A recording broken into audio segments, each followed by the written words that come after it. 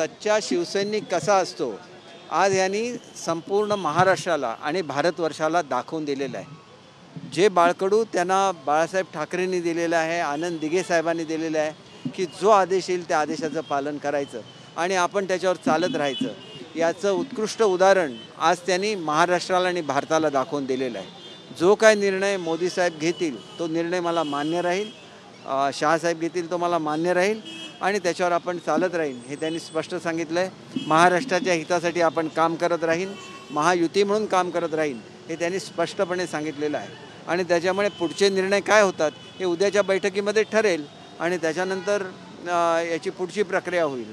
परंतु आज तर जे काय म्हटलं जात होतं की शिंदेसाहेब हे मुख्यमंत्री पदासाठीच अडून बसलेले आहेत, हा गैरसमज त्यांनी दूर करून टाकलेला आहे।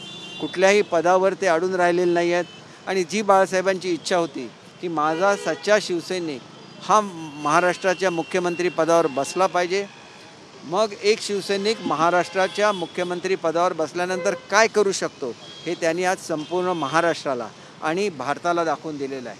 आणि म्हणून असं आम्हाला त्यांचा मुख्यमंत्री म्हणून अभिमान आहेच, पण त्याच्यापेक्षा जादा अभिमान हा सच्चा शिवसैनिक म्हणून आहे।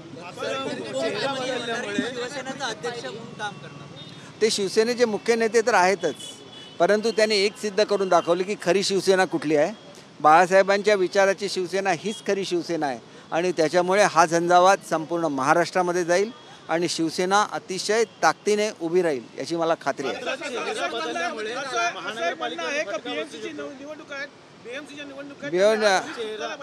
अरे बघा, मला एक सांगा, एक गोष्ट लक्षात घ्या, आम्ही महायुती म्हणून आहोत ना। महायुतीचे 3 चेहरे आहेत।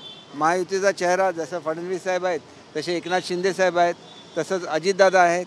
आम्ही महायुती म्हणूनच ज्याला सामोरं जातो त्याला अनिवार्यपणे आदरणीय एकनाथ शिंदे साहेबांचाच चेहरा हा महायुतीचे प्रतिनिधी म्हणून तिथं दिसेल याची मला खात्री आहे। मुंबईमध्ये शिवसेनेची ताकद मोठी आहे, नागपूरमध्ये जिकडे देवेंद्र फडणवीसची ताकद मोठी आहे, कसं बघता याकडे चेहरा बदलला तर डोकं वर काढू शकतो ठाकरे गट? हे बघा, आज ठाकरे गट का या स्थितीत गेला तर त्यांनी बाळासाहेबांचे विचार सोडले, काँग्रेसच्या विचारांशी त्यांनी नातं जोडलं आणि काँग्रेसशी संबंधित लोकांशी त्यांनी नातं जोडलं।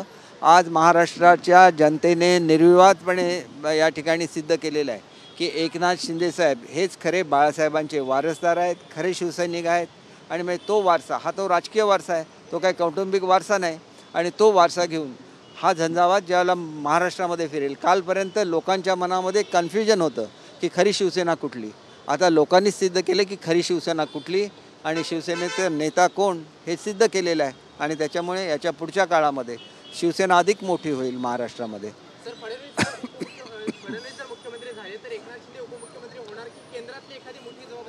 हे शेवटी त्यांनी ठरवायचं आहे, मी याच्यावर काही कॉमेंट करू शकत नाही। आजच्या मीटिंगमध्ये त्यांनी काही कॉमेंट केला का? काही नाही। त्यांनी एवढंच सांगितलं की जे मोदी साहेब सांगतील त्याच्यावर आम्ही अंमलबजावणी करू। उपमुख्यमंत्री झालं तर काही शिवसैनिकांनी देखील नाराजी व्यक्त करायला चालू केली होती, त्यांना मुख्यमंत्रीच चेहरा पाहिजे असं। बघा, आमचं सुद्धा हे मनामध्ये असतं ना ते झाले पाहिजेत म्हणून, पण जे काय बहुमत मिळालं भाजपला त्या पार्श्वभूमीवर घेतलेला निर्णय आहे। उद्या त्यांना पुन्हा जर महायुतीने सांगितलं की पुन्हा मुख्यमंत्री होतील, आज तर भाजपचा मुख्यमंत्री होईल असं महायुतीने डिक्लेअर केलं, म्हणजे भाजपने डिक्लेअर केलेलं आहे आणि तसा निर्णय जर मोदी साहेबांनी घेतला तर त्याच्यावर 100% आपण महायुतीबरोबर राहू, महायुतीचं काम करत राहू। याचा अर्थ ते महायुतीचा चेहरा म्हणून असणारच महाराष्ट्रामध्ये।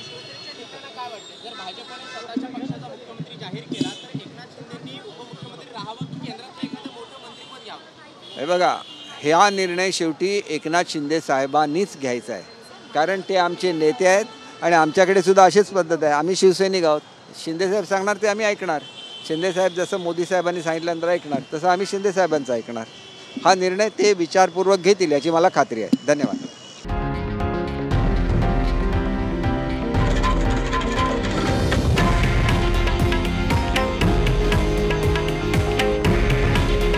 हे आहे देशातील नंबर 1 न्यूज नेटवर्क आणि आपण पाहत आहात TV9 मराठी। काळजी तुमची, हित महाराष्ट्राचं।